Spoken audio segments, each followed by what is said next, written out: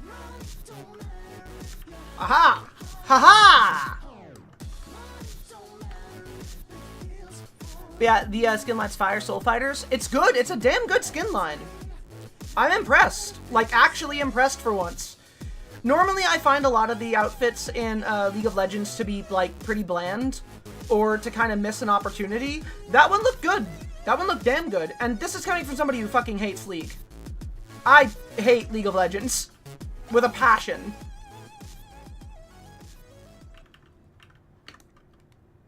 Actually, you know what? Let's get myself different earrings this time.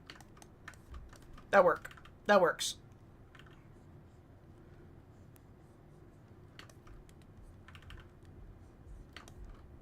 Order.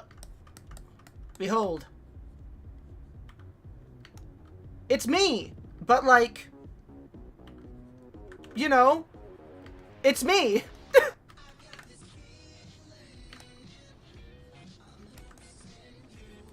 I didn't want to have to draw my whole self because I felt like it would be kind of dumb and a little indulgent, so I'm going to make myself like this. This works. This works better. Uncanny? Yes. I just defeated the best boss in the Bellways. Oh my god, that boss fight. Oh my god. I was so panicked when I saw that. No spoilers, but I was so fucking panicked. Holy shit. Like, that fucked me up. I thought the worst. I was not prepared.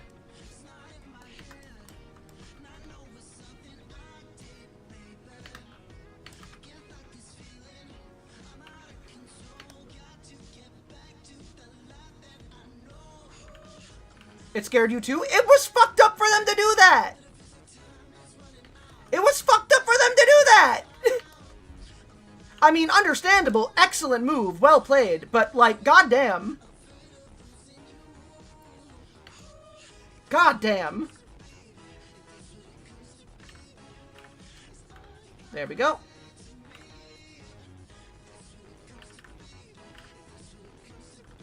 Bop up, bop up, bop up, there.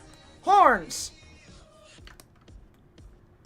I can also show you guys the new progress on the next page for Legacy too.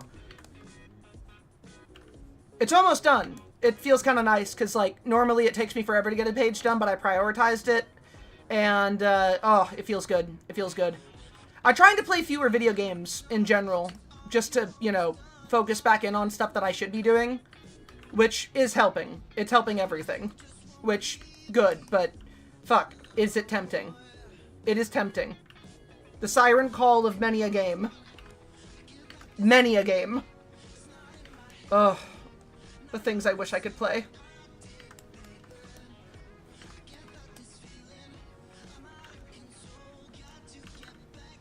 An adorable addition to the horde I've created? Good.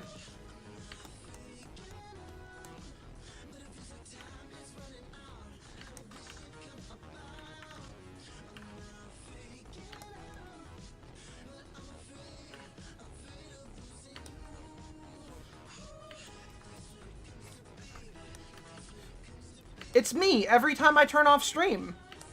Every time. Every time. Every single time. Or me whenever I contemplate making YouTube videos. Terrible idea. I've thought about it, you know, like I still have video essays that I want to make, but no. That is a terrible idea. A truly god-awful plan.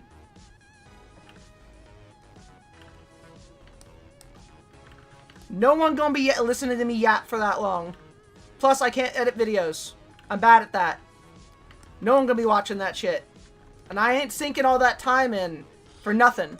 Wasn't sure if you were going for a cute or eldritch. Oh, you know, just a creature.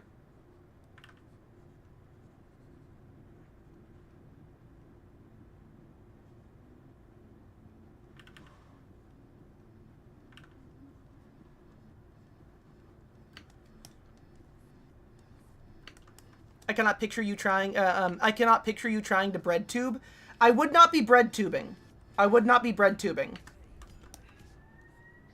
My things are much stupider. I mean, I wanted to for a long time, you know? You do a Mighty Fine live show? I do! I do a Mighty Fine live show. I can't do YouTube content because, For a variety of reasons. Predominantly, no one would watch it. I know that for damn sure. I know my audience. I know you sick fucks. And also, I'm just not established enough to have something like that.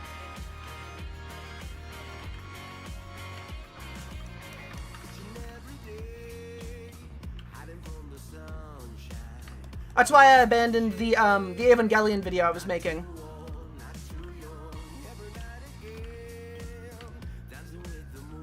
I'm not good in that kind of format. You know, people don't enjoy it as much.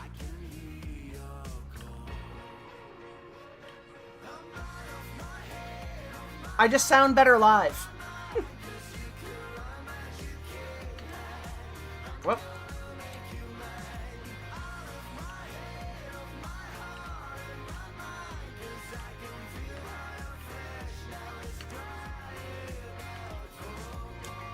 Behold! It's me! Now I'm in the collaboration. Oh.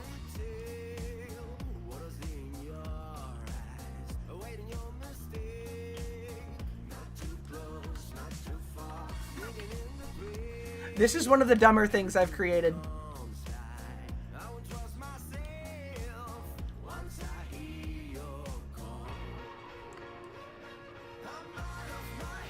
Alright, so now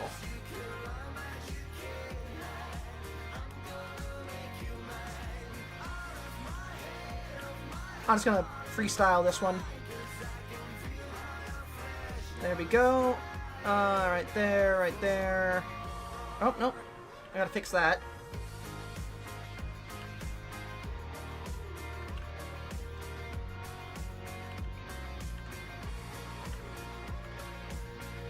There we go. Hello, Cuddlefish. How you doing? What is going on, sweet Cuddlefish? Cassifel, more like Crabifel? Yeah, honestly. Oh god, honestly. I am so grouchy. I am so grouchy. What's going on? I could not break the watermelon with my thighs, so I punched it. And I'm very hungry because I'm fasting, and I hate fasting. Your dad's back from surgery? Hell yeah! You told me. I'm excited. I'm very excited. This is a good. Let me also get over here.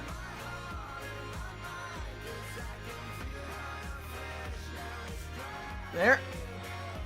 There.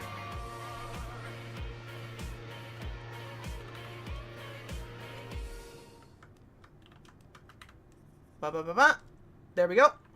I got the blue on me. Evolved the crab. I'm evolving the crab. You can see it now.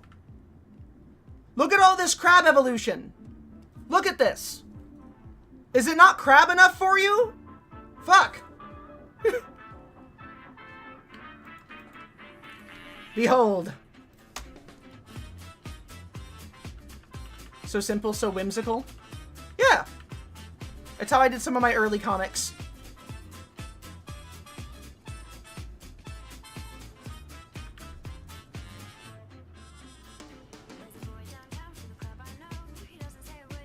Ba-ba-da-bow.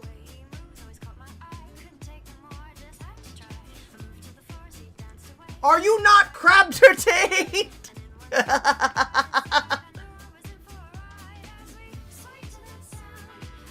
I look like I've just drawn like 16 goblins. Good. I look Tyrannosaurus. Good.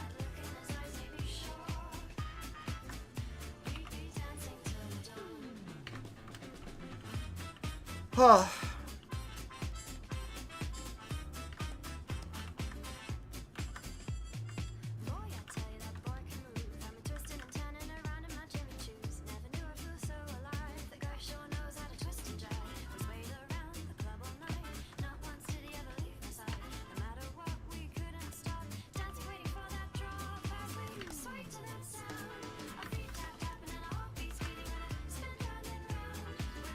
Hold on.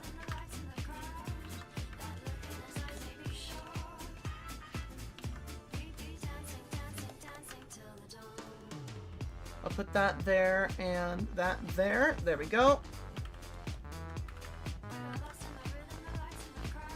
That there and that there. Aha!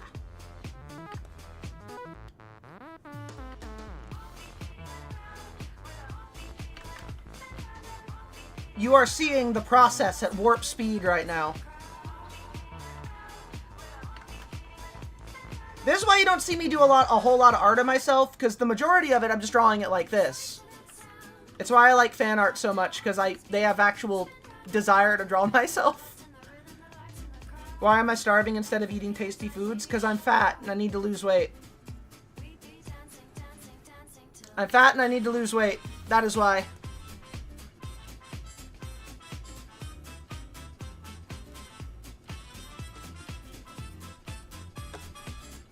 I'm not fat. I am fat. I'm overweight. And I'm fixing it. I'm fixing it!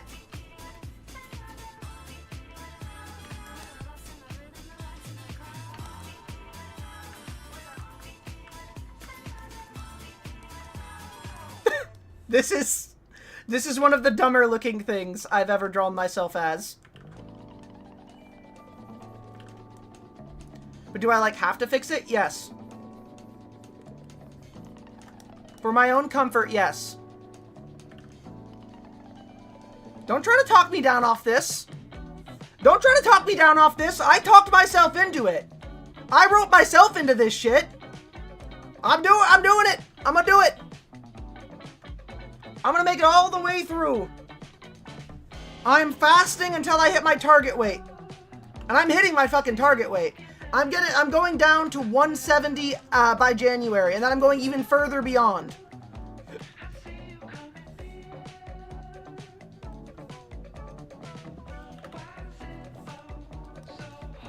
Oh, wait. Aha!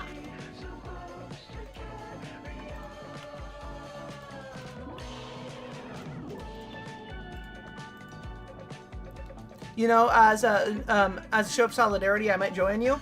If you want to, it sucks. Full warning, it fucking sucks. It is awful. I hate it. I wake up exhausted every day. I am trying to make a 1,000-calorie deficit happen every day, which is extremely difficult. I gotta go to the gym and do more treadmill shit, and I gotta drink a shitload of protein to make sure that I've got enough protein in me. So I gotta start drinking more and more protein. You have proper medicinal reasons? I was already on intermittent fasting? Yeah! I do too! I gotta fast! I'm doing it! I'm doing it!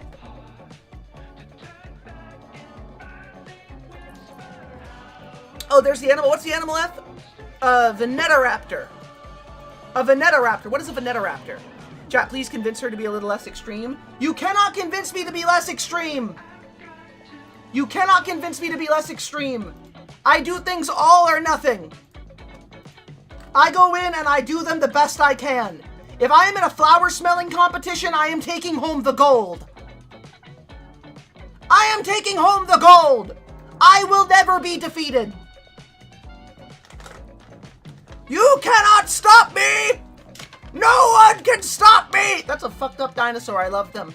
I dubbed this dinosaur the, this dinosaur is the Lori Petty of dinosaurs. This is the dinosaur Lori Petty.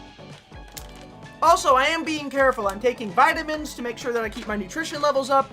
I am eating in the calorie range that I need to, and I am making sure that I am eating protein to keep myself fit and healthy. I'm doing the thing.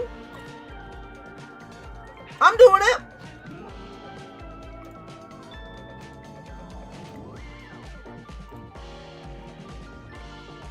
Hello, M. Night. I'm doing about like this.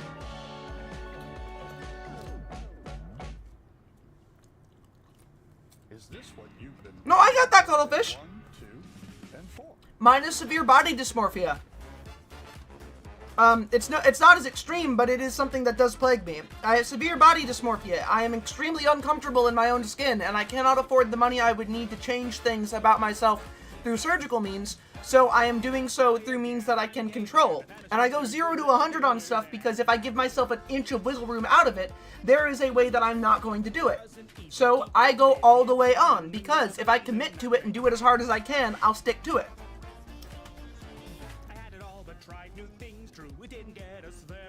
Because my mama didn't raise no quitter. If I'm going in on something, I'm gonna go in on something.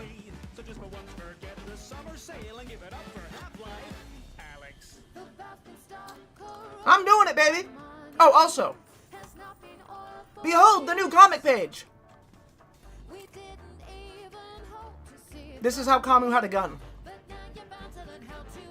It's literally disordered eating. It's not an eating disorder per se, but it's a step in a bad direction. It is one of the things I can do to control my own life because I have a severe lack of control in this country. So I have chosen to take a form of control. Also, look at picture. Yeah. I am waiting for my body to adjust, as I have been assured that it will.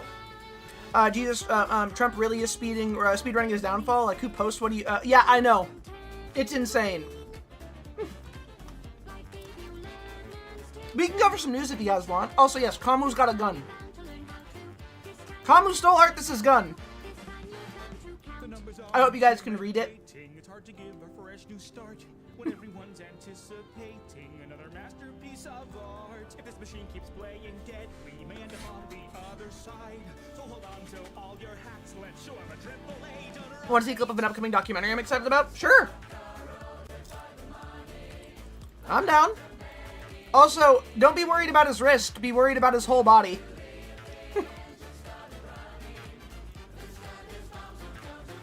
Because that's what happens.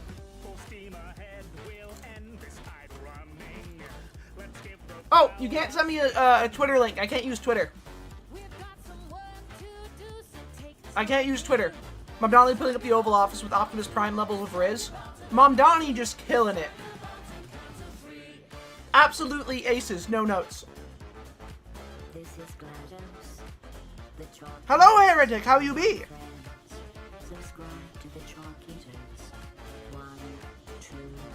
Thank you and have fun. Also, I'm eating a lot of walnuts while fasting. That's my quick snack, is a handful of walnuts. Which is very, very nice. I love walnuts.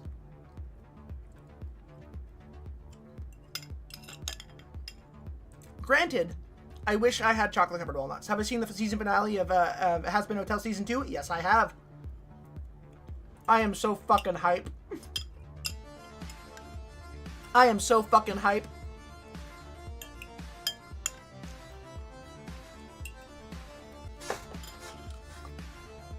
I saw people mauling like a motherfucker about... Journey back. Oh, wait, you've shown me this.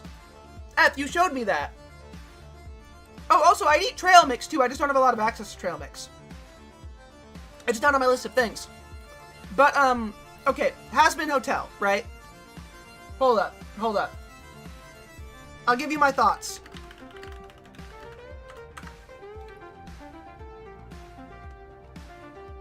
Alright, hold on. Let me, here.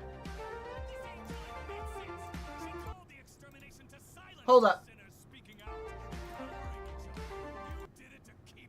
Hold up. Hold up, I got you. You want to know how I feel about this? I should play Dispatch. I will play Dispatch the moment I can buy it. Here's my thoughts on Has Been Hotel Season 2, okay? This angel admits it! This season was a fantastic escalation of what was going on in the first season and highlighting that some people are not necessarily beyond redemption, but can only be redeemed if they choose to do so. There are some jokes in the season I didn't think landed very well, like the thing with the guy's wife I thought was pretty lame. That was a rough start. I think that the songs overall are actually not as good as Season 1, but none of them are bad, right? I do think a couple of these jump far and above Season 1. It's like, the overall, there are some standout songs that I think legitimately outperform anything in Season 1, but some that are just underneath. I think that Abel's moment in the end of the season was earned. I saw some people complaining about that. I don't know why people are mad about Lucifer. Learn about a narrative. Learn about a character in a narrative. Come on. Learn how thing works. It's very basic storytelling. I love how that worked. I do think we could have done more with loot. I would have liked to see a little bit more there, but I think they're saving that for the next season. But I generally speaking don't like that too much when they save a character as foreshadows as this for the next season. Overall, though, Loved it. It was fantastic. I enjoyed this season a bunch. I will say, the best songs in the whole season, the best songs, okay? I'm gonna go to these two. The best songs are... Hold on, where are we? In my opinion, Clean It Up. I am a Nifty stan, okay? I will cosplay Nifty. That's one thing about this season I didn't expect. First off, I called it. Nifty's an overlord. Second off, I am a Nifty stan now. I cherish Nifty. I give everything to Nifty. I surrender all worldly possessions to Nifty. I would do anything for Nifty. If anything happens to Nifty, I will destroy the planet of the Earth. Tell the big roach. Like, this is beautiful. You like the hotel.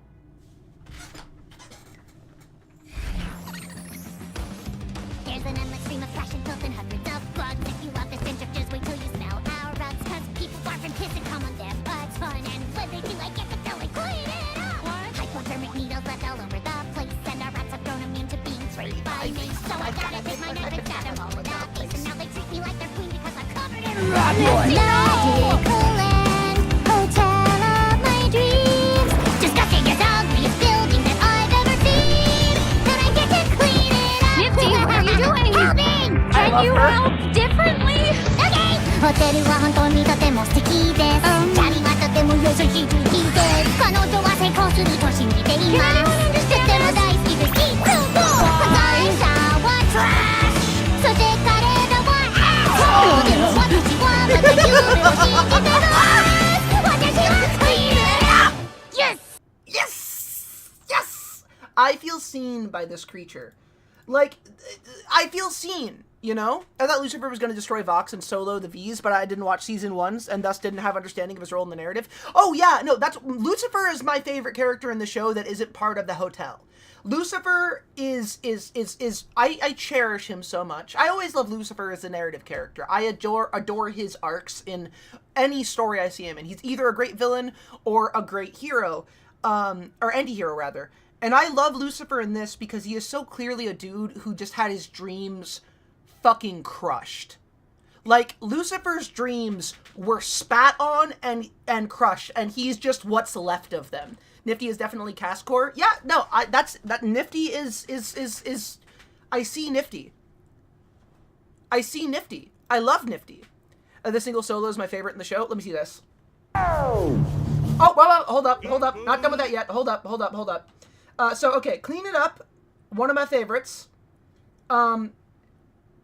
This right here, okay, if Lucifer doesn't get a full song in season 3, I am going to go to Vizpop's gigantic mansion, speak to the butler, and then have the butler that she obviously has write her an extremely strongly worded letter on my behalf. Because the fact that this was cut off... This is the best thing. This is the best song in the whole season. You're acting out like you want teachers' attention. Well, I'm the principal of this eternal detention. I hope you have your fun, but son, it's time to ring the bell. Ding ding.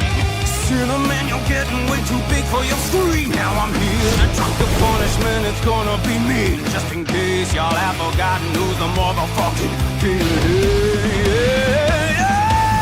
Cause I'm the serpent, I'm the flame. The mortal world is scared to say my name. I am so spooky, I'm the shit.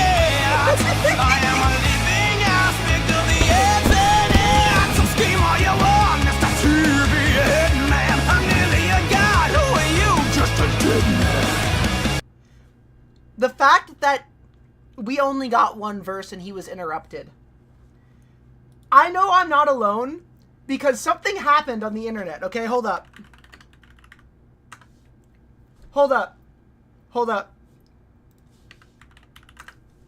Something happened on the internet. Where are you? I just saw you. I have it in my stuff. Yeah! Hey, Dar, thank you for 17 months. Let's go!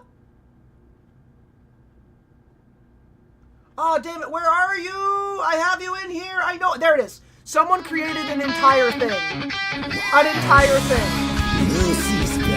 And it's kind of perfect. You're acting out like you want teachers' attention. Well, I'm the principal of this eternal detention. I hope you had your fun, but son, it's time to ring the bell. Dang, dang. Cinnamon, you're getting way too big for your screen. Now I'm here to drop your punishment, it's gonna be me. Just in case I had forgotten who's the motherfucking king of hell. The mortal world is scared to say my name. I am so spooky, I'm the share. I am a living aspect of the infinite. So scheme all you all, Mr. TV headman. I'm really a god who are you just a They just made a full version of it.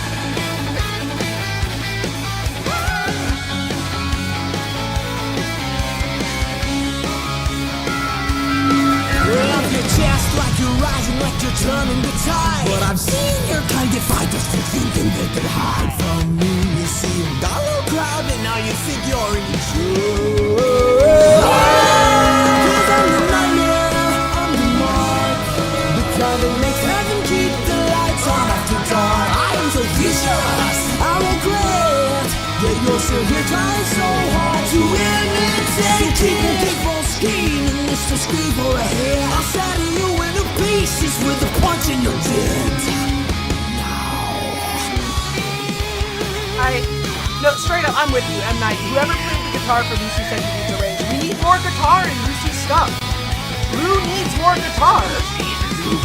Lucy.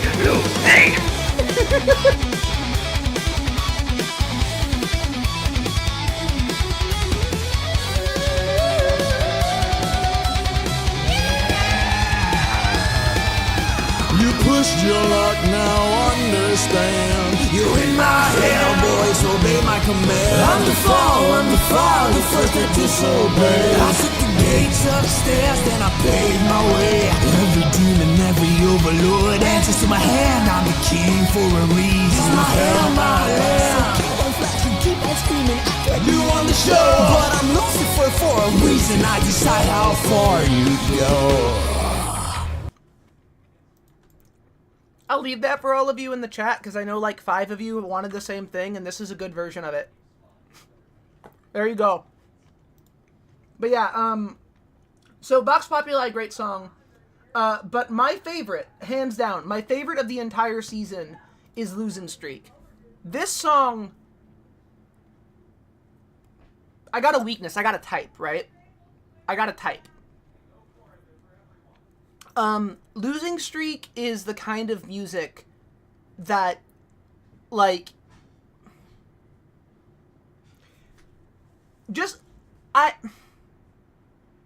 watched Roger Rabbit as a child. Watch.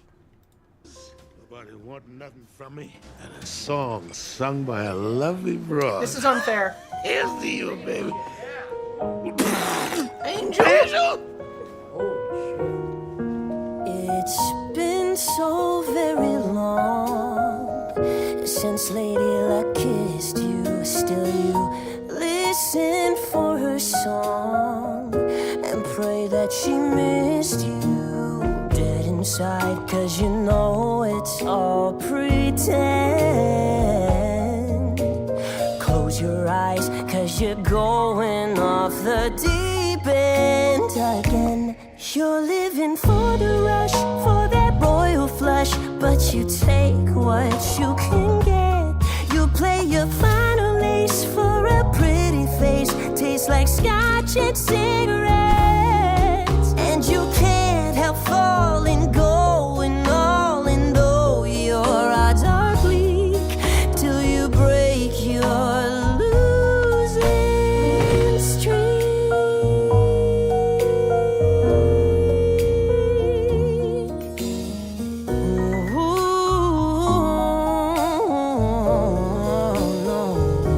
You're living for the rush, for that royal blush, but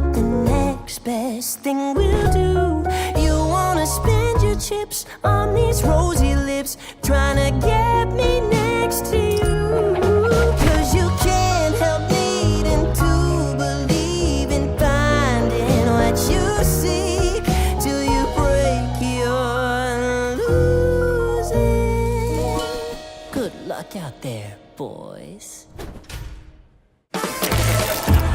Like, legit, it's unfair. It's unfair. The best song of the season. It's not gonna be a whole thing, okay? It's not gonna be a whole stream, okay? So, gotta go. It's all good.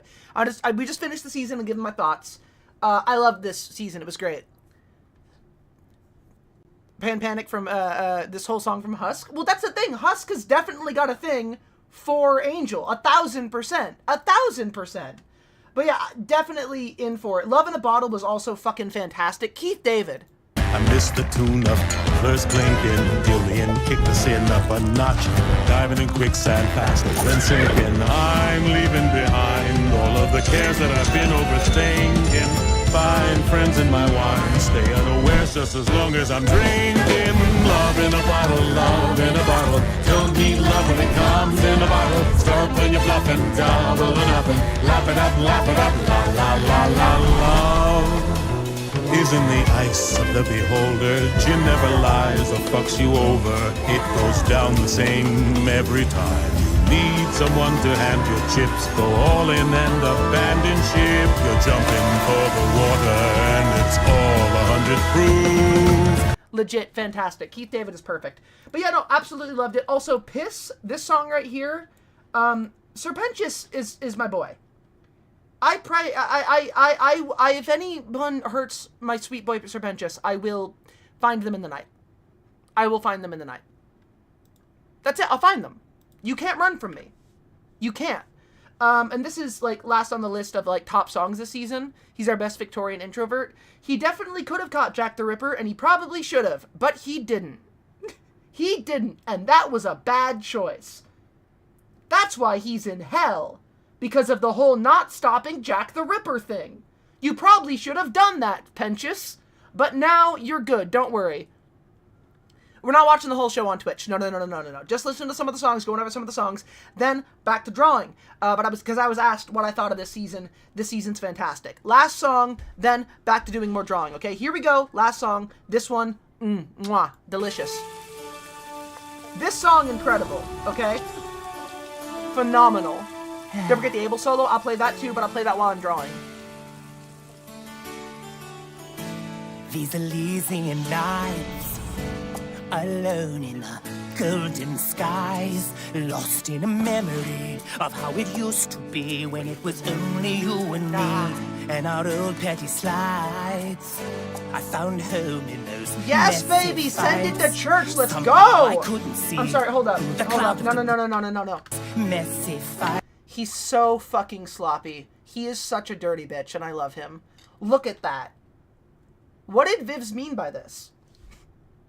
Vivsy, what did you mean by this? Please explain. Somehow I couldn't see through the cloud of debris at the scene of the crime. They say time heals all wounds, but the wounds are what I miss. 'Cause every brush with death meant much more than a kiss. Can you hear me calling from way the fuck down here? Those golden days of crawling were the best of all my years. I'm bored as fuck without you. Are you bored without me too? I'm longing for just one night more of beating the piss out of you. Turf war, what's the... They're gonna fuck. And it's gonna be nasty. How the hell she gets on board? And I've killed that gun. I'd be like a minion scramble. Oh shit! Get big! Get your punk ass off my ship! If you say so, I'm gonna go! Oh my god, it's gonna blow! Another exciting Sin City night. The Sheila's blasting your ass away. Glorious bloodshed under neon lights. I will destroy you at last. They say time heals all wounds, but the wounds are what I miss. And every brush with death meant much more than a kiss. Can you feel me falling? Though I don't know if it's love. Could this be love? The cuts are healed and scarring, but I still taste the blood.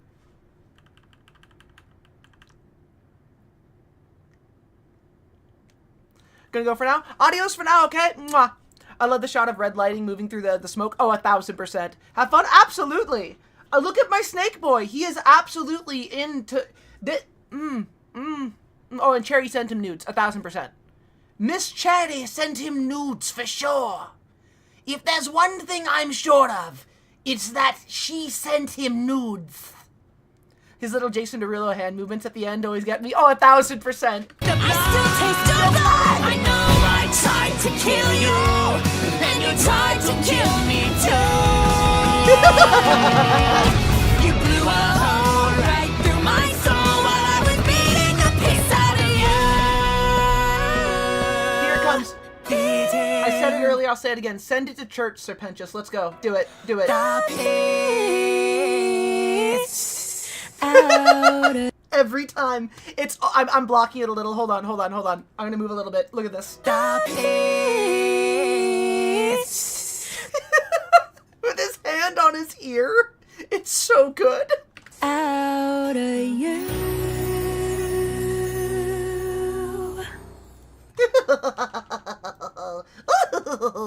You just finished this today? I love it. I love it. The pith. The pith. Miss Chatty. Miss Chatty, how I've missed you. He's just Cobra Commander, but he's cute. Piss. Piss. Piss.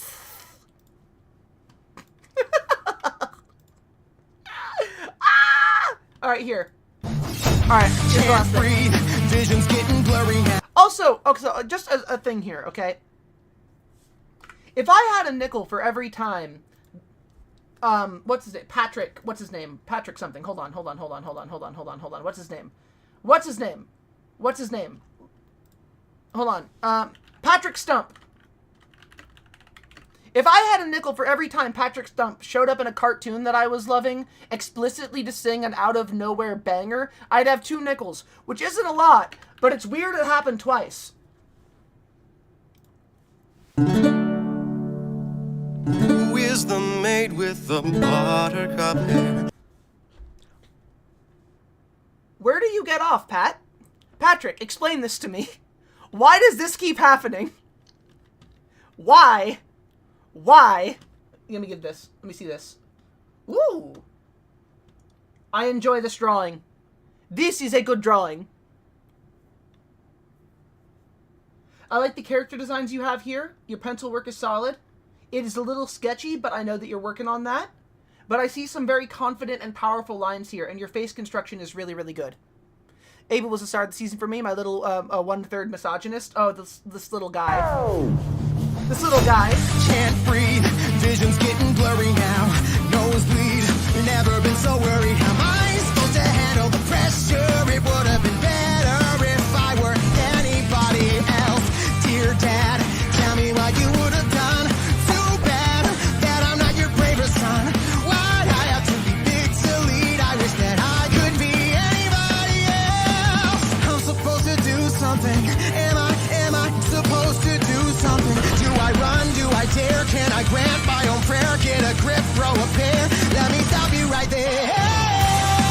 There's no cause for attack. Swallow your pride, cast your blood lost aside. Bitch, you better fall back. Oh my god. I get it. I get it.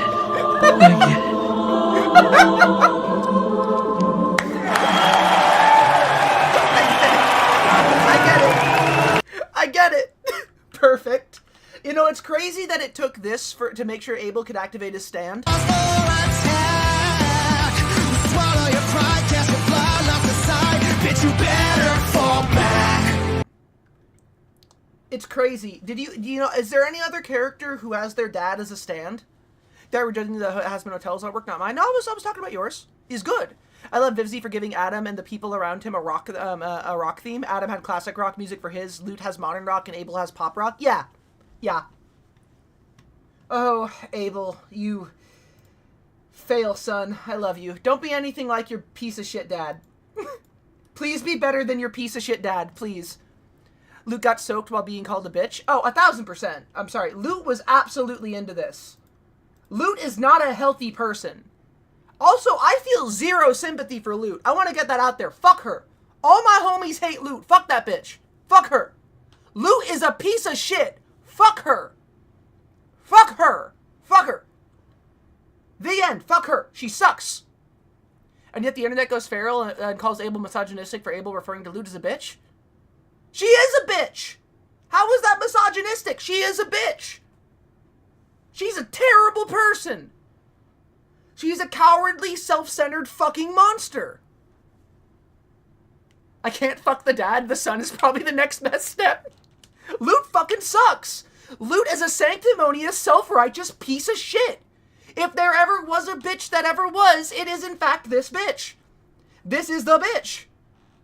I love her. I want her in every episode. I fucking hate her. She's awful. She is such a good villain. Sanctimonious, self-centered, blinded by her lust and hatred, a perfect archetype of a fallen angel. She is everything wrong with heaven in this series. A perfect encapsulation of the callous, self-serving, self-vindicating religious dogma that had a heaven wheeling and dealing for all those years. She took part in multiple fucking exterminations where she just openly murdered as many people as possible with joy and glee in her eyes, because she was like, well, it's ordained divinely because I can do that, and I liked it. And the moment she gets splashback, the moment she has to go through what she put countless people through, she gets all pissy and decides to burn heaven down. Fuck you, Loot. Pussy ass, weak ass, terrible ass motherfucker. Fuck you. I need her in every episode. Hell smiled when Box pulled up the extermination pictures. True. She smiled. Oh, sorry. Yeah, she smiled for that. Yeah. She was into it. She wants more extermination. She's a terrible person. She also has a banger song. She has a banger song. Gravity fucking rocks. The song fucks. She's terrible. Terrible, I say. Does no one know who they're She doesn't even get to dealing with? protect Emily either. She ignores her. Yeah. She ignores the messenger. She said to the face of God's messenger, I know better than you. Yeah, she is a Karen. She is a Karen through and through. I love her. Legit, make no mistake. Me calling Loot... Okay, this is an important part of media literacy for a lot of people. I know everybody here gets it, but this is just for a general populace. If a character makes you as disgusted as Loot in canon, that is an excellent villain. Loot is a very, very well-written, disgusting, terrible person. I can understand her motivations, and I find them petulant and childish. I hate her, and I want her in more episodes because I want to see more of what they do with her. She is an excellently written character, and she's a terrible person. That's fucking awesome. She's the exact kind of person you see in the real world, too, which makes her even better. She is every sanctimonious Christian that you've ever met in your life, keen to dull out violence and hatred, but breaks down and panics the moment anything bad happens to her. Think I'll let it go, forget and forgive. The rage in me is terminal. There's no remedy but to burn them all. I still got a job to do, my mission's incomplete. Also, I love that. That little bit right there has been stuck in my head, and I love Adam, like, looking over her like a bird of prey, like a vulture. So good. So good. So good. To do, my mission's incomplete. Only a traitor could consider making peace. The princess has to pay for what she did that day, for what she took away. Storms coming, I can see the clouds. No running's gonna save you now, and heart rate is gonna fall down like gravity, like gravity. Eye for an eye, sis, you won't be a dead. Blood and man's blood, gonna get my hands wet. The flood's coming, now you can't bet on tragedy, like gravity. You think you're hell's great savior? Will you still when I return the favor? Take the one you need, make you watch him bleed. Will you break thinking how you couldn't save her? Wishing you were there when they needed you, the only soul who's ever completed you. Maybe then you'll get a little heated too, and understand why this is what I need to do. Storms coming, I can see the clouds. No running's gonna save you now, and heart rate is gonna fall down like gravity, like gravity. Eye for an eye, says you owe me a debt. Blood and man's blood, gonna get your hands wet. The flood's coming, now you can't bet on tragedy, like gravity. thing here. Two little things that I want to point out about this that I think is really great. And okay, to overanalyze a tiny bit, but not overanalyze it all because I'm objectively correct. An excellent motif of this song is that she refers to the inevitable as gravity, that which pulls you down to the ground, right? But the entire song, she is flying and walking on walls, proving that the thesis of her ideas is entirely self-perpetuated.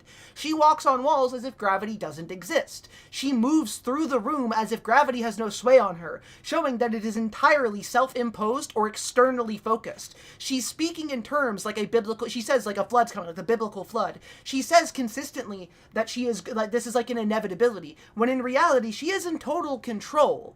She is the center of this. They didn't need to go to war with hell. They didn't need to continue the exterminations. And in fact, in last season, she was one of the ones who pushed to continue this conflict. As much as she's talking about gravity, the title of the song, all of the shots that really accentuate her feelings are her falling to the ground, are her defying gravity by flying. The most iconic shot out of all of this is this. Her falling straight down, shattering parts of Adam's room, the only parts of his memory that are left, while actively abusing his son, the biggest part of his memory that's left. She doesn't actually have any of this sanctity that she claims to have. She is not vindicated by holy wrath or any of this shit. She is driven purely by self-interested vengeance, and it is so well constructed within this song, within the visuals that go along with it, and I love that. I love that a lot. Especially the foreshadowing when she's on the roof and she is crawling over heaven, over hell, over a mural of extermination. Like this right here. Her crawling out with other exterminators over the mural of an extermination. She's gonna do it again. She's just gonna fall. She's gonna do it, and she's going to try to do an extermination on her own with her own exterminators, because there are other people like her that enjoy this. There are other people like her that want this same kind of thing. It's inevitable because she is inevitable, because she won't let go, because she is constantly, endlessly driving herself towards this. She's her own gravity. I hope that made sense. You guys get it. It's gonna fall down like gravity, like gravity. Eye for an eye says you owe me a debt. Blood demands blood, gonna get your hands wet. The flood's coming, now you can't bet on tragedy, like gravity. Yeah. And if you think I'm overanalyzing, I do want to point out, literally nothing in animation is designed by accident.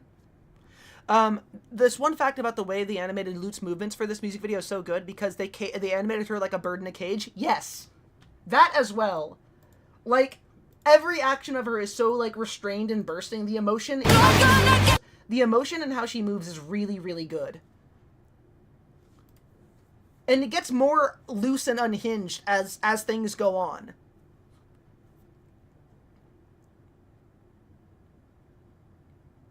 Like, you could see that she's basically throwing a fucking tantrum.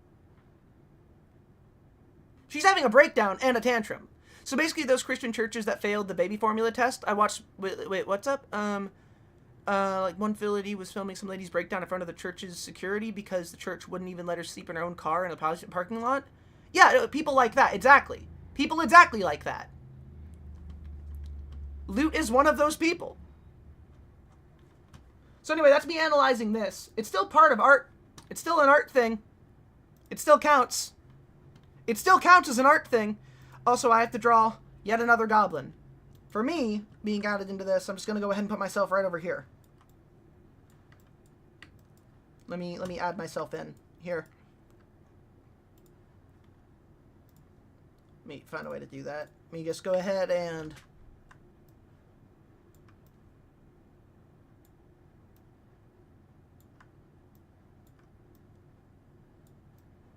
Right there. Right there. There we go. Actually, no. Right there. There. That's better. I want to be really out of the way. I don't want to take up a lot of space or really be noticeable in all of this. I'm just kind of there. There. Right over there in the corner. Perfect. Okay. So, drawing. Also, another Patrick Stump bit that happened in this. Who sleeps on moonbeams and dances on air with tears. Also, I know a lot of people have strong opinions about Star versus the Forces of Evil, and I'm one of them too. Come fight me. I'm also one of them. I liked the show. Made of honey and a heart full of bunnies whose infinite virtues are known near and far. It's Muni's own sweetheart, our dear Princess Star. And under the shimmer and rubies and pearls lies hidden a fierce and adventurous girl. The forces of evil that lurk in the night will cower in fear when this shooting star ignites. How do I find for this person? Okay, I can't use this one of these words. Alright. Weaving magic like a born spellcaster and wreaking havoc like a natural disaster. She rocks her narwhal blast and Warnicorn stampede. She's gonna earn her crown, so hail to the queen. Why is this so magnificent? Have you not seen Star versus the Forces of Evil? No. She's a rebel princess, she's the best. She's a ball of lightning in a hot pink dress. She's a thunderstorm roaring through the night. She's a shooting star and she's lighting up the sky. I just skipped over the last few seasons because I'm trained. No, you got it. You should check it out. Good job, Star. It's great. It's not over yet.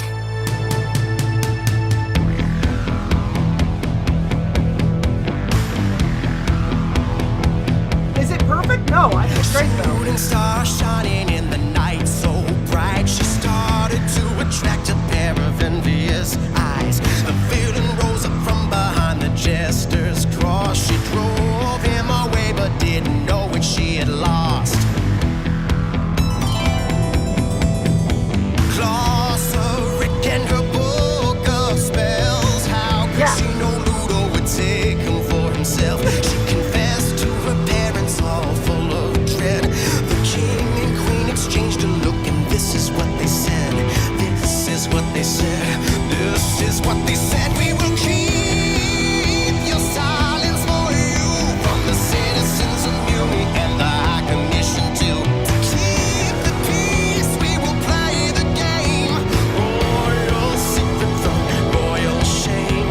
Royal secret from royal shame. Star. Mom, what did you expect? I told you I couldn't do some puff piece. I had to do what felt right for me. Look, it's over now, so we just gotta move up. Wait, what? Oh, it gets Royal worse. secret, one last to It gets tell. worse for her. A princess under true love spell. Wait, is that me? Rubarian never told me about this part. Who is the boy in the earthly attire? The prince of the princess's deepest desire.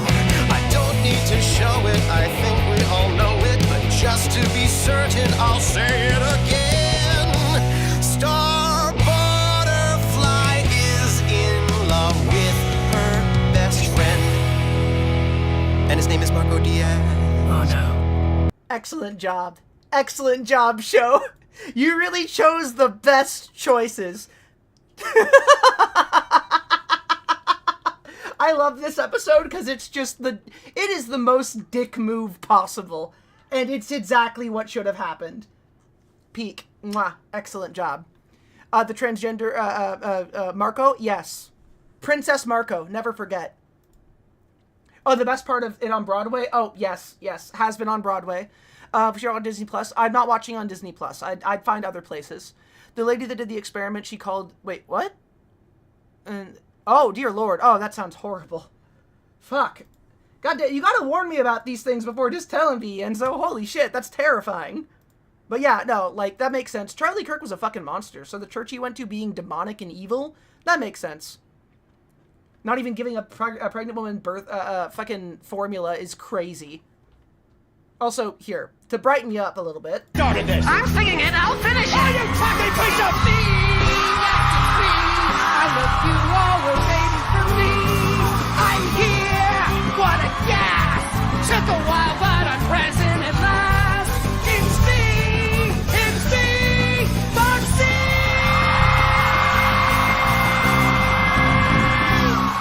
Who? Will you butt out of my song? Your song I... Thanks, Richard Horvitz, you beautiful man. Richard Horvitz, doing everything he can. It's Moxie! I will say Moxie has one of the best songs. Hold on. Okay, Moxie and Millie have a song. Okay, hold up. This right here, this every time. Listen to this. Oh, what a thrill when the crimson starts to spill, and my Millie goes in for the kill. She takes away my breath. She's the angel of death for me. Oh, Millie. I'm actually drawing. She's the queen. It's like a dream. I'm drawing next. When I hear her can't say I lied. In and out of the sack, she's the maniac for me. Oh, Millie. When the blood starts dripping down the walls, and the bodies start to fall, my heart skips a beat when my Millie's guns are blazing in the heat. My assassin love, she makes the murdering fun for me. A-la-da-dee. Of all the imps in hell, it's for her that I fell. Oh, Millie. Are you fucking filming us right now? I love him. Yeah, that was ages ago. That was an old video. And it's beautiful nonetheless. Sometimes you just like things, you know? Sometimes you just like things. And that's a good thing. Oh, fuck. I have so much drawing to do that sometimes I retreat into playing video games to stop myself from worrying. But I don't need to worry about that. We're gonna just keep making some stuff. We're gonna make some stuff. Hello, Mayor. How you be? What's going on, Mayor McCheese? Mwah. Holy crap. A ballad already? And such a Speaking bold of musicals, departure from the original source material. Hey folks, look, it's Beagle Goose. It's Bagel Geist. It's ant water. It's bug drink. Yeah! in your pardon. Excuse me, sorry to barge in. Now let's skip the tears and start on the whole. You know, being dead thing, you're doomed. Enjoy the singing. The sword of Damocles is swinging. And if I hear your cell phone ringing, I'll kill you myself. The whole being dead thing, death can get a person stressed. We should have carped way more deals. Now we're never gonna see them. I can show you what comes next, so don't be freaked. Stay in your seats. I do this bullshit like 8 times a week. So just relax, you'll be fine. Drink your $50 wine and take a breath. Welcome to a show about death. You're gonna be fine. I love this silly man. On the other side. Die, you're all gonna die. You're all gonna die. I'll be your guide to the other side. Oh, in full disclosure, it's a show about death. Everybody gets on fine here, like Rogers, Hart, and Hammerstein here. The women's bathroom has no line here. Just pee where you want. The whole being dead thing, you're just gonna love the folks here. Yeah, I know you're woke, but you can take a joke here. And every show I do like a ton of coke here. The whole being dead thing, nobody is bulletproof. I work out, I eat clean, Jesus passed the Dramamine. Time to face the brutal truth, cause we're all on a hit list. Might not live till Christmas, choked to death on Triscuits. Hey, that's just statistics, so take a little break here. Kinda like a wake here, the scenery is fake here, but there's a giant steak here.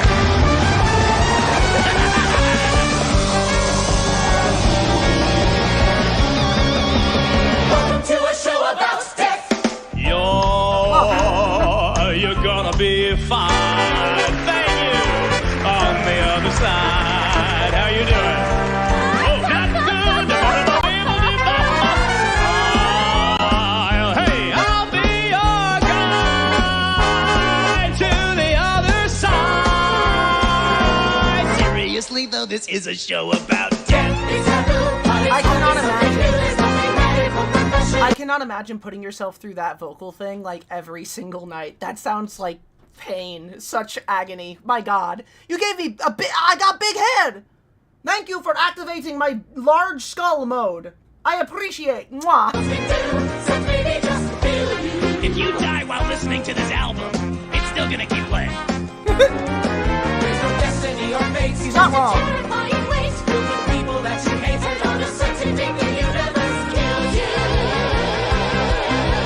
That's the thing with life, no one makes it out alive. Toss that body in the pit. Oh gosh, it's awful, ain't it tragic? Blah blah Bible, Jesus magic. When you're dead, who gives a shit? No Pilates, no more yoga, namaste, you frickin' posers. From the cradle to cremation, death just needs a little conversation. I have mastered the art of tearing convention apart. So how about we all make a start on the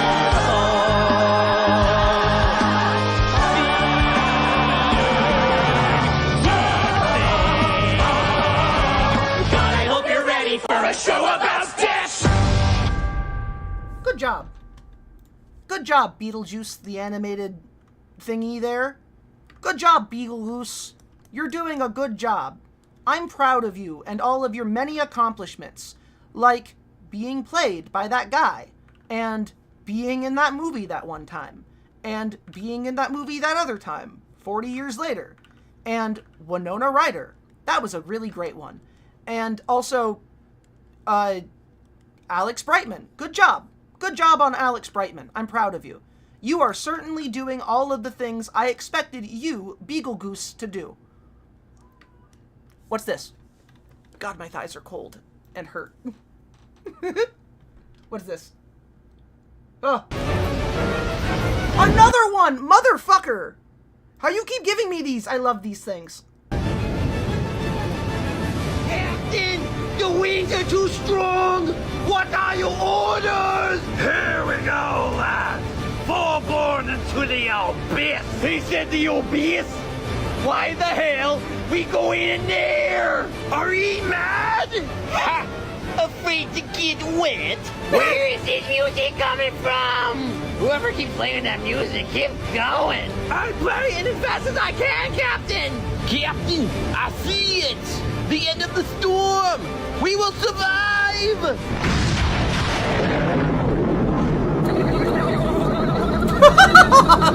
Did you see that guy get struck by lightning in the crow's nest? Is now a bad time to tell you guys that I can't swim? What do you mean all the rum's gone? Excellent job. Excellent job. The milk's fighting back. The milk's fighting back!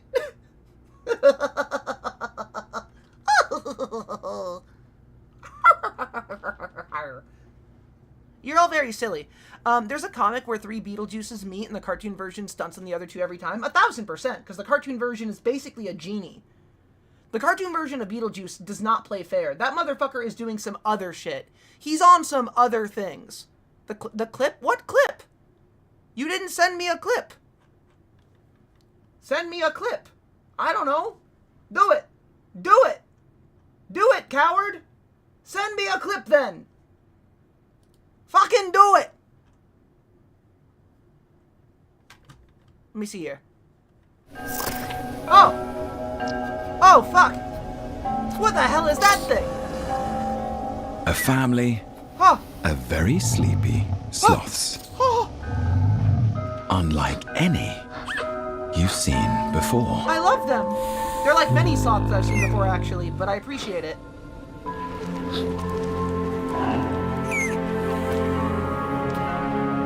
They've been sheltering you in this can't bamboozle cave me. since the baby was born 2 months ago. Yeah, Tom Hiddleston, I'm sure. You're lovely. You lie all the time. But now the mother is hungry, Oh. Is she? and that means a difficult day ahead. Okay. Okay, I see you. Because they're marooned in the middle of a desert. And all that's left to eat is at the top of a mountain a mile high. Well, that's a terrible place to keep a sloth.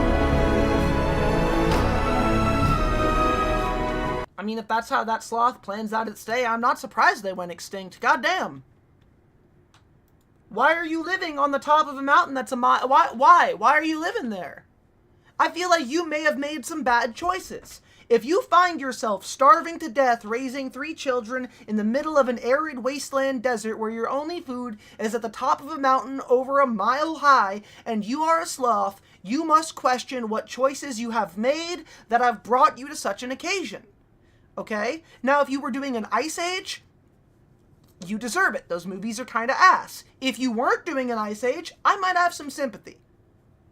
Clearly just real, they went back in time. It is! That's just a real sloth.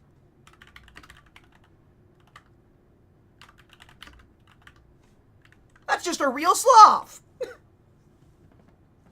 It's beautiful. Also, let's check out some animal facts. Let's look at some animal facts from Casual Geographic while we draw. Check this shit out. Disturbing ways animals can hurt you.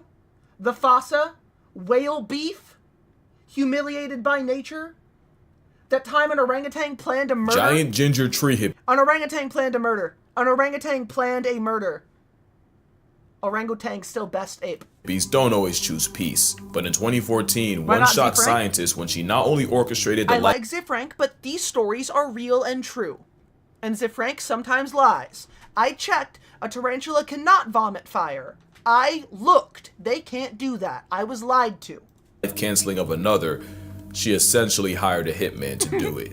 The hairy honey trap was executed by a young female named Condor, and the victim was a mother 20 years older named Sidoni. Living in the swamp forests of Indonesia's Mawas Reserve, the two had beef going back all the way to 2009, with Condor curiously approaching Sidoni's at the time 7-year-old daughter, and Sidoni defensively smacking and biting Condor before chasing her off. The perceived insolence stuck with Condor, and the disrespect was tattooed into her psyche. She was not letting that slide. Years later, Condor would catch the eye of a male named Echo, and the two would eventually run into Sidoni. They both approached. I'm a fucking monster.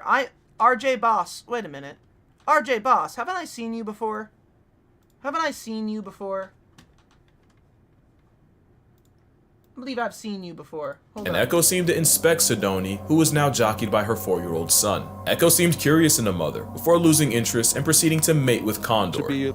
Right in front of Sidoni. Call it passion or power play, but either way, when Sidoni tried exiting the situation, Condor escalated, ending the lovemaking and savagely beating Sidoni. But what blew researchers away was Echo going from bystander to participant. I have seen you before. I hope you're having a good day. Mwah. For 33 minutes, the two took turns beating on Sidoni, sometimes together, sometimes just Condor, with Echo blocking off any escape routes. It was an honest to ape jumping, and his much larger canines meant Echo inflicted the bulk of the damage. The pair didn't stop until a fourth orang, a male named Guapo, chased Echo off and ran defense for Sidoni, before mating with her. The Orange Night would be too late, as a little over 2 weeks later, Sidoni became past tense due to her injuries, and scientists were left wondering what they had just witnessed. In over 26,000 hours of observation, only 6 female on female attacks were recorded, and none caused serious injuries. Yet here was a spiteful orang leveraging her carnal currency, specifically to erase one of her rivals, and Echo acting as a hired gun. Premeditated and personal, it was a shockingly dark look into the intelligence of the forest man. One that begs the question, just how smart are they, and just what could they be capable of? A lot.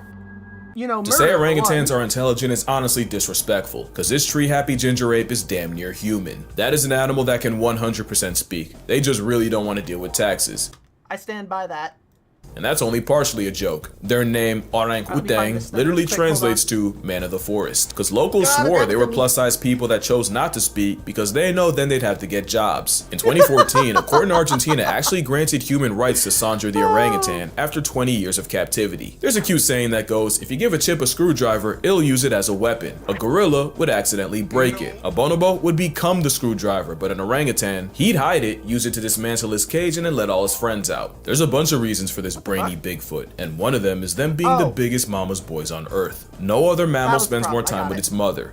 except humans. In the up to and often over 10 years of being her shadow, baby orangs learn everything about how to orangutan. Not only that, but daughters often live around their moms even after having their own baby. This means orangutans are one of the few animals that have a legitimate culture, and what we see is a sum of generational wisdom passed down. In 2022, a notorious Sumatran male named Raucus was seen using a medicinal plant to help heal a face wound he'd gotten in a fight. The 30-something-year-old applied the chewed-up paste of the akar kuning, an anti-inflammatory, antibacterial flowering plant traditionally used to treat malaria and diabetes. Raucus applied the paste for 7 minutes until it covered his wound, and 5 days later, it was completely healed. It's not the first time we've seen animals self-medicate. Parrots will eat clay to detox from all the leaves, and elephants will apparently eat certain plants to induce labor. But what made Raucus so radical is the simple fact that they rarely eat that plant to begin with. There's more evidence of orangs self-medicating with the same plants used by locals, and it's likely this knowledge was taught, and not by humans. Mothers will even teach their young to have the same preferences for food, so that when they get older, they can forage in the same area without directly competing with all the other mother-child pairs. Another thing this citrus simian is smart enough to understand is calculated reciprocity. In this viral video, you see this man— This is such a wild thing. Like, one of the other things about this that really sticks with me, right, is, when I say that orangutans are my favorite, it's because of shit like this overall. But there's an extra layer, okay? And that extra layer is very simple. I want to be on their side when they rise up. When the Planet of the Apes comes, you will not find this goblin wanting. I will be ready. I will be ready.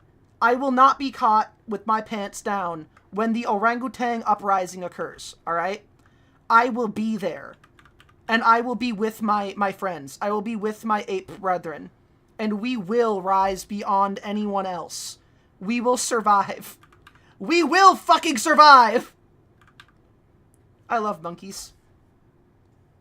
I love these weird little guys. Man Vitali trade snacks with a zoo orangutan. Not only did the hairy haggler refuse until he understood that he'd be getting something back, I swear you can see him check for zookeepers. If it sounds like a stretch, it's scientifically proven this untaxable entity understands the concept. Two orangutans at the Leipzig Zoo in Germany were given 3 different tokens and quickly learned that they could exchange one type for bananas for themselves. The second token type would earn bananas for the other orang, and the third type had no monetary value whatsoever. At first, the female, Doc, had no problem exchanging tokens to get the male, Bim, bananas, but Doc realized Bim wasn't Dr. Zaius, Dr. Zaius, Dr. Zaius, Dr. Zaius, Dr. Zaius. really returning the favor, so she became a lot less generous. That gave Beam enough of an attitude adjustment to start trading his tokens more, until their efforts became closer to equal. There's another story of a zoo orangutan taught to exchange any trash he found in his enclosure for a food reward. Except he then realized if he just returned the trash in pieces, that would just mean more food for him, which was unfortunate when the trash was someone's phone, and tragic when it turned out to be a formerly alive possum. But what exactly is it that makes orangutans so smart? Well, the superpower is how they learn.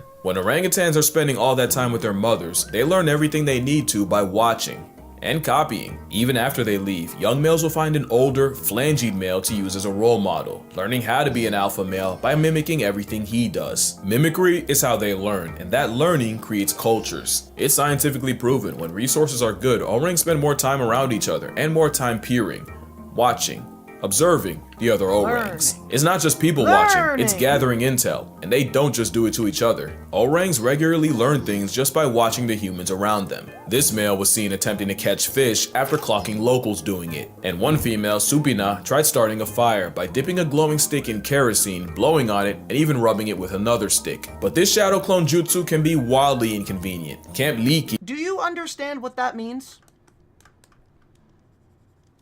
Do you? Do you understand? Do you understand? Do you understand that that means that the monkeys have now entered the age of mastering fire? The orangutans can use fire. Keep that in your head. Remember that.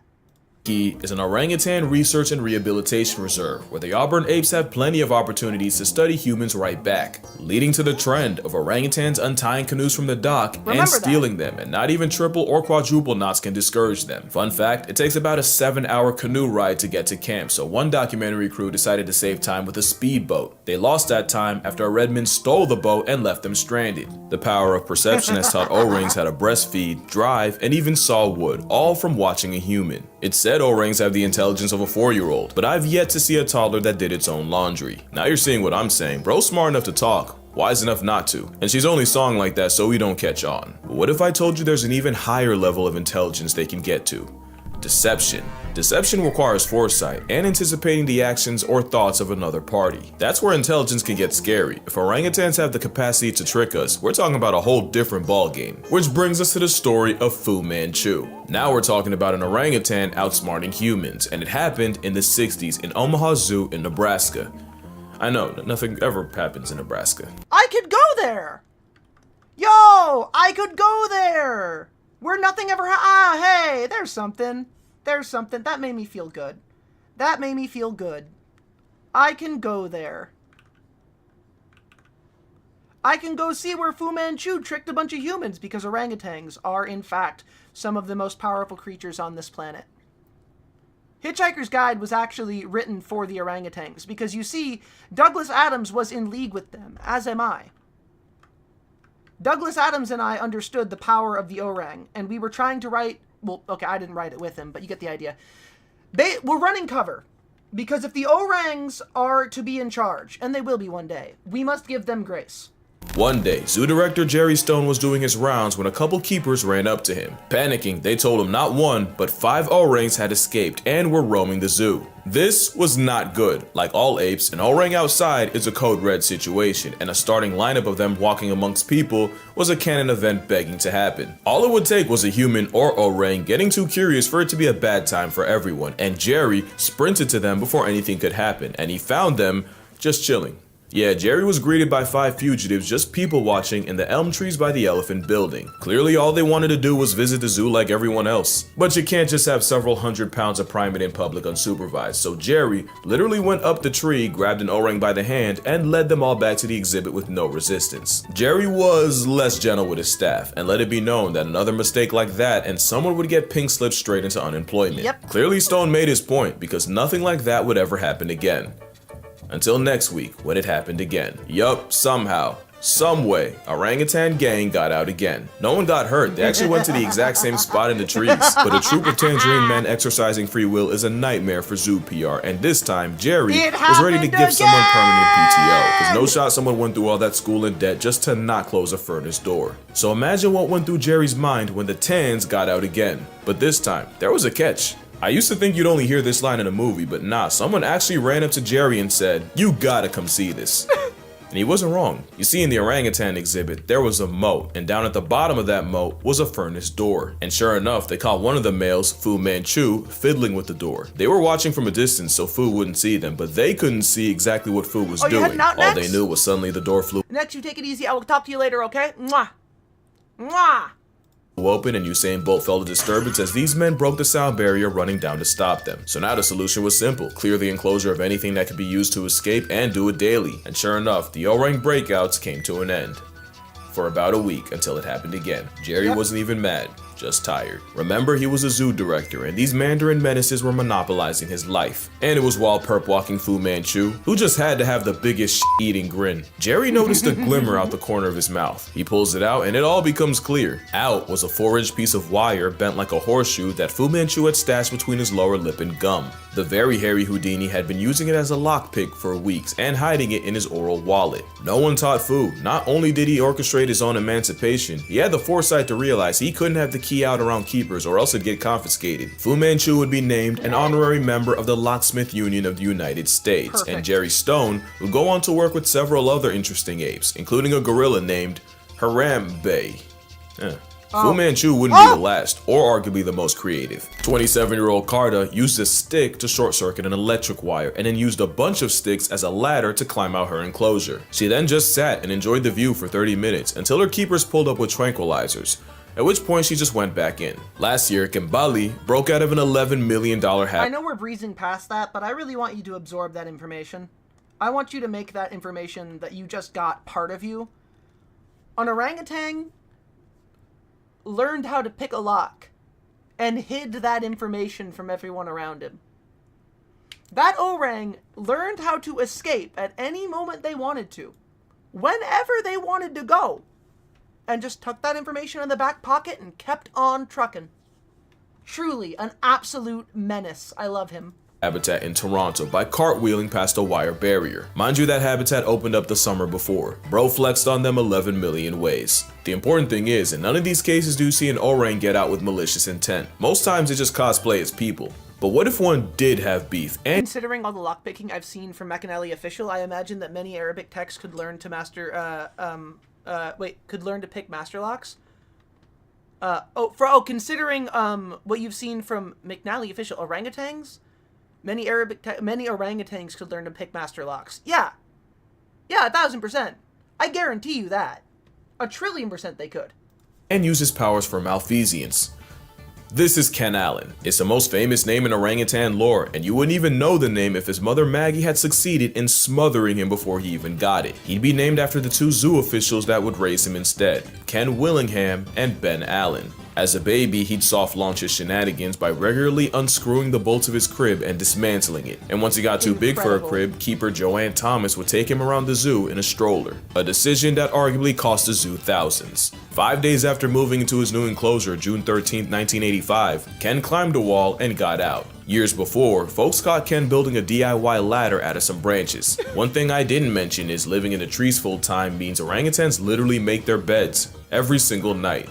Up to 20,000 in a life. Clearly the craftsmanship carries on. Ken Allen spent his freedom wandering the zoo, taking pictures with patrons, before getting escorted back. Not a great thing to happen, but no one got hurt, the wall he scaled got extended, and surely this wouldn't happen again. July 29th of that year, Ken found a way out again, but this time, his intentions weren't pure. You see, there was another orang, Otis. Ken did not like Otis. Ken hated Otis. Ken did not like Otis. And do we hate Otis? I think we hate Otis. Otis not pictured out of respect to Ken. Yes. We do not stan Otis. We stan Ken. We love Ken.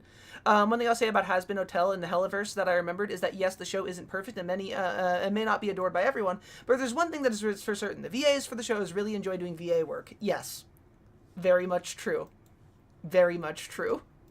He hated him so much that they actually had to be separated because orangs might be an endangered species, but as long as they are roommates, Otis was an endangered individual. So when Ken escaped a second time, he went straight for Otis's corner and chucked rocks at him. That premeditated stoning put him in solitary confinement, but I'm sure Ken will tell you it was worth it. But the reason for the beef might have been jealousy. Otis was the breeding star of San Diego, with nearly 10 kids and 3 wives. Ken hated him as a concept, so the zoo gave him 4. Damn. And of course that backfired, when Ken started teaching them how to disrespect infrastructure too. One day, someone left a crowbar in the enclosure, and instead of using it while everyone watched, he just tossed it aside, like he didn't even care. An actual orang move, except he threw it to a female named Vicky, and she used it to pry open a window and free them both. Also, Otis wasn't the only victim. Apparently he took offense to a TV crew filming a documentary on gorillas and pelted them with rocks, until he ran out of rocks and started using cannonballs from his colon. Ken was so crafty, employees would only have a chance of studying him if they dressed like regular guests, cause Ken would never incriminate himself if someone in uniform was around. Ken would break out a few more times, never hurting anyone,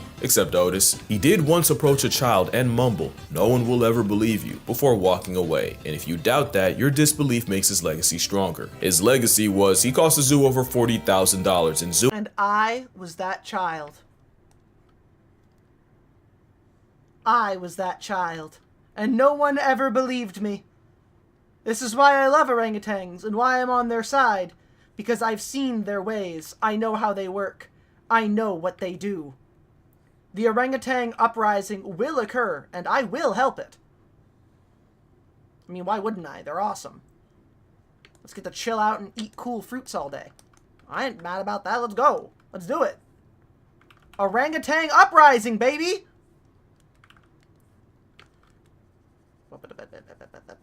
I have to make an entirely new set of visual assets because I lost all of them when I got this new computer, which I still need to pay off somehow. which is why I'm going to be doing a subathon soon. Not now, but soon.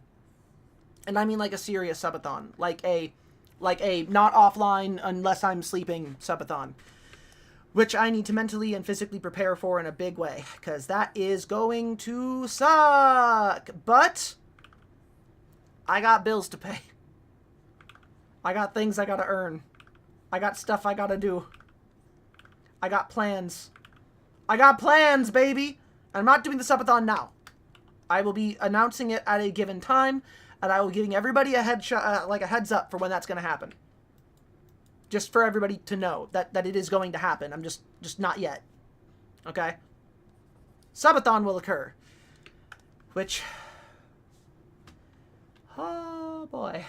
New enhancements, undercover surveillance, electric wiring, and even hired rock climbers to find every possible finger, foot, and toe hold. But he likely made that back and more, with all the PR Ken Allen brought to the zoo, just by being himself. But except for Otis, who, let's be real, must have done something to deserve it, Ken Allen never used his intellect to inflict violence. Bro just wanted a vibe. But what could an orang with a human grudge do? There's a story of an orangutan actor hating his trainer and waiting until the two were alone up in a tree, where Pierre strangled his human op and threw him to the ground. But the only proof is the obscure article I couldn't find a source for. Plus, Pierre was probably in the right. Now, Joe's revenge was more than just a story. Joe was an orangutan that appeared in over 100 movies by 1919. This was a time where there were no laws against capturing, selling, and even killing wild orangutans. Universal Studios would take full advantage, and as cute as he was as a toddler, things changed once he became a teen. There would be several incidents with Joe, including a lawsuit where a security guard claimed Joe had mauled him with over 40 bites. There was another time he escaped, and when police pulled up to catch him, Joe stole an officer's gun. But the most infamous case was Joe breaking out of the Universal Zoo, serving straight chaos for 3 days, and even releasing I am on Joe's side, actually. 15 wolves and his elephant friend Charlie on the way out. But Joe did seem to have a code. Not only did he never attack women or children, he'd often defend them. One scene had an actor pretend to spank a child, but because Joe don't play pretend with the little ones, the orang went O-line and leveled the guy. Another scene had Joe's character help rob a lady, but when good guy Joe saw the villain looming over her, Joe folded his clothes, with him in them. By 1924, Joe was retired from show business after being deemed too dangerous to work with. Yeah, I ain't gonna lie, it's Team Joe over here. But there's an even darker side to orangutans, so dark that I'ma just drop this. Here's an ad while you consider your options. Birute Galdekes is a primatologist, and I need you to know, Joe is good. Joe is good. Remember, Joe is a good dude. We love Joe here.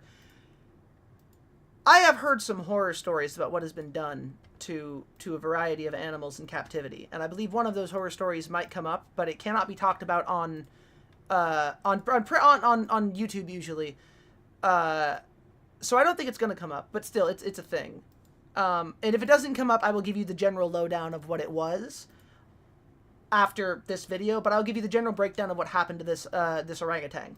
One of the leading experts on orangutans, and in the 70s, she arrived at Camp Liki in Tanjung Putin National Park, where she was immediately warned by native Indonesians that some male orangutans can find humans attractive, and occasionally, physically, and forcefully act on it. She didn't believe it, until a male walked into camp one day and violated a female cook, and even multiple people trying to wrestle him off couldn't stop the salacious onslaught. It's now advised that menstruating women either avoid orangs or walk around with a club. So as you can see, orangutans are capable of anything from petty theft and zoo escapes all the way to premeditated census layoffs.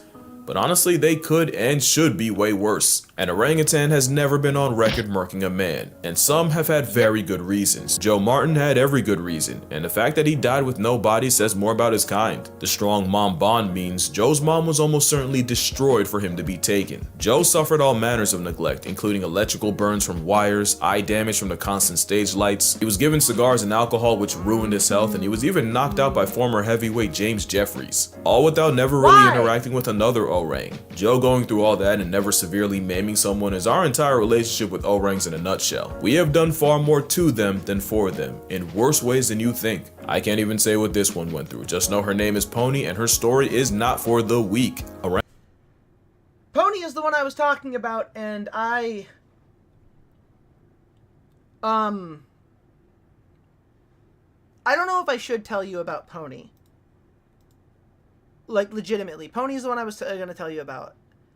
One's in chat if you want me to tell you guys about Pony. Two's if you guys would rather not know. It is okay to not know. Don't open dead dove inside. Orangutans as a whole are a victim of humanity, and the worst part is what happens when they're gone. Once all the orangs in an area are gone, all the generational knowledge of how to live there dies with them. It's not just a species, it's an entire culture that goes extinct, with no way of bringing it back. So what can you on your phone, computer, or TV do? One is obviously support an organization that helps with research and rehabilitation, which is why I'll be donating to Orangutan Foundation International, founded by Galdekis herself. Link down below if you'd like to as well. Also, never support a place that uses orangutans as tourist traps. Any place that lets you pay to play with an orangutan is a huge red flag. But probably the best way is to avoid palm oil. Palm oil is the leading cause of their extinction, and it's in 50% of household products in the West. It's a commitment, but it's looking like we either give up the oil or negotiate the red ape's existence. The choice is yours, just know the orangutans would probably do the same for us. But yeah, that's gonna do it for this video. But first, I wanna thank y'all. If you remember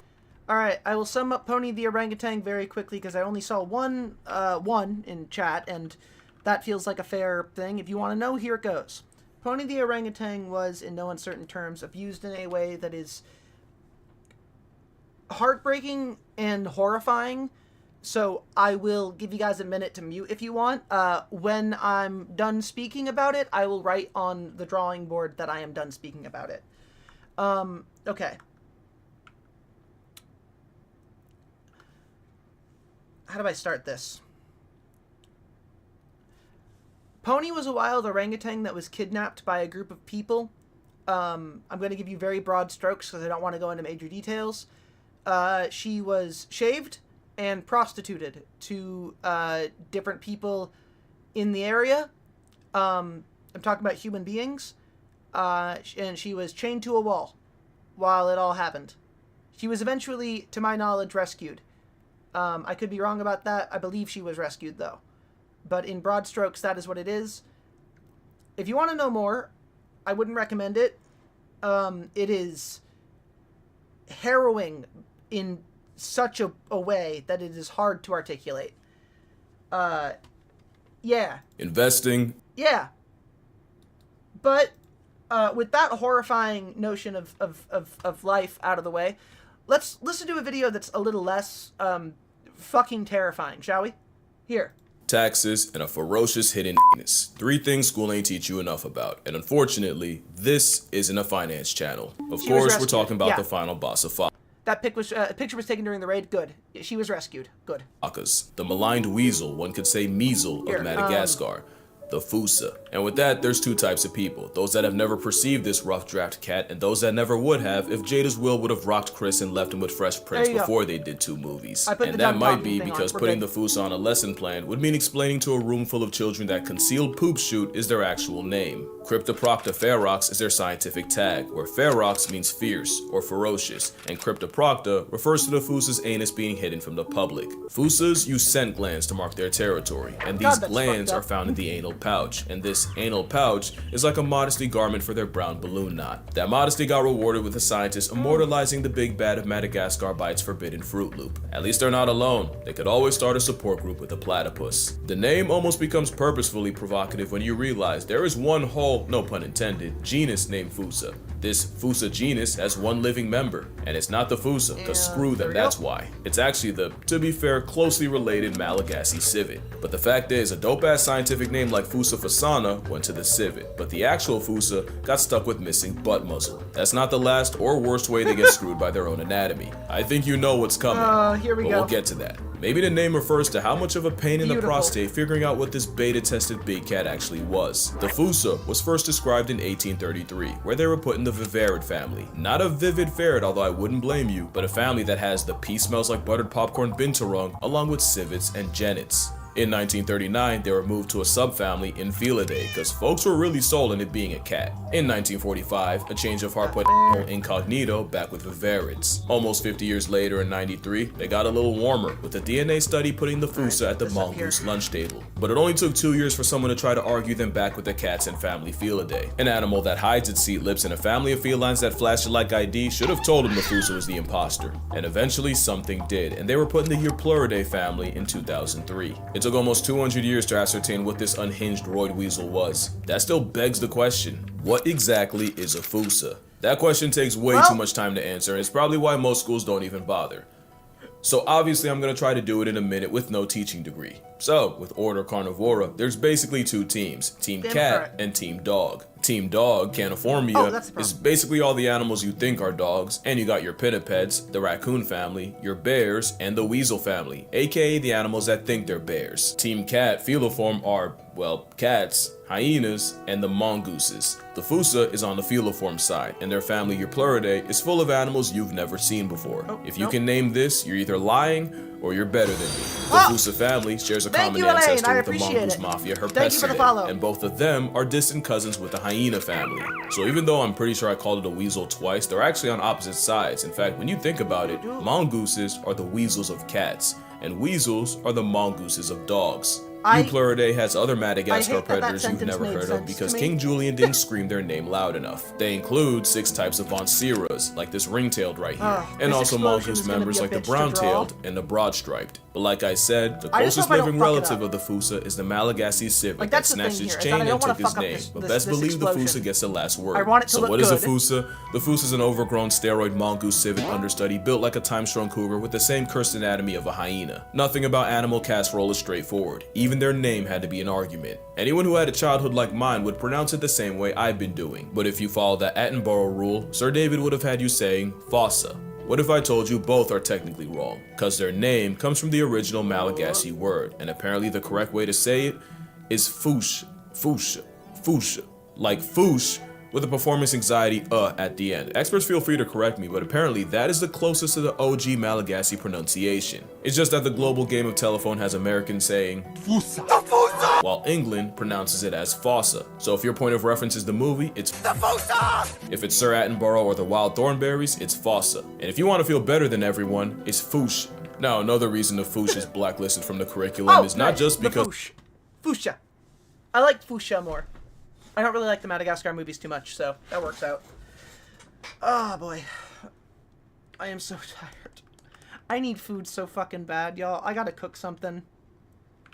I was supposed to go to the gym today, and I am not feeling it.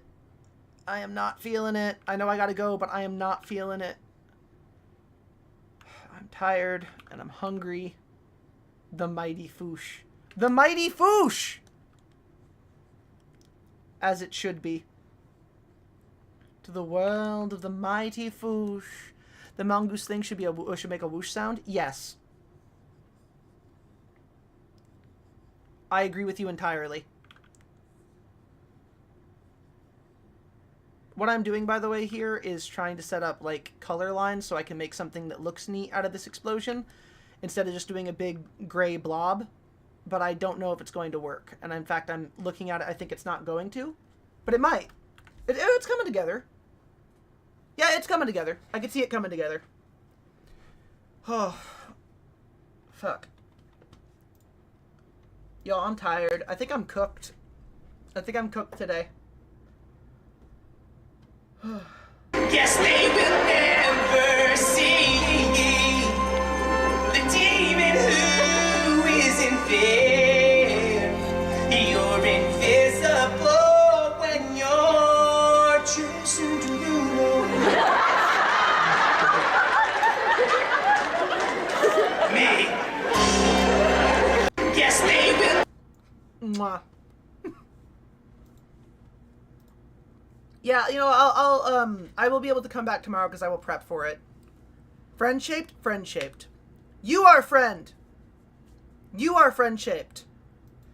I'm going to head out for right now and actually eat something because I desperately need to. I am wiped out in just the worst way.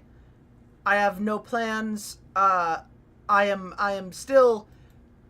I'm dealing with some things that I do not want to talk about on stream. So that's why I've been gone for a while. And I need to eat something really bad. When I come back to stream tomorrow, I will have eaten something ahead of time, and I will have like a coffee or something to actually have some energy. I'm better than I was a couple of days ago when starting the fast, but like I need to feel better. I'm sorry today was so short, but I did show up and try to crush a watermelon with my thighs, only to punch it really hard and break it that way. I love you guys. I will see you all soon. I'm going to give you guys a raid phrase for it. And by the way, for people who are new here, thank you for coming on in. Normally I stream a lot longer.